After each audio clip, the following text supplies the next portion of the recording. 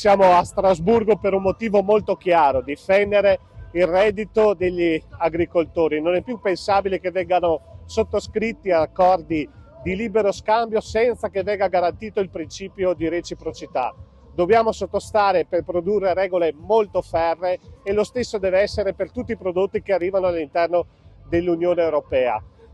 La Commissione von der Leyen deve smetterla di svendere l'agricoltura a favore di altri settori produttivi come l'automotive, il farmaceutico. Centinaia di agricoltori da tutto il Veneto a Strasburgo per protestare davanti al Parlamento europeo contro l'accordo di libero scambio tra l'Unione Europea e il Mercosur, l'organizzazione economica regionale sudamericana. L'accordo era in discussione in aula. La Coldiretti chiede di bloccare l'importazione di prodotti cosiddetti sleali che non rispettano gli standard europei. Tracciabilità dei prodotti che deve essere garantita anche tra le richieste della CIA presente alla protesta di Strasburgo con una nutrita delegazione di agricoltori veneti. Siamo qui a Strasburgo per rivendicare la dignità del lavoro agricolo e degli agricoltori.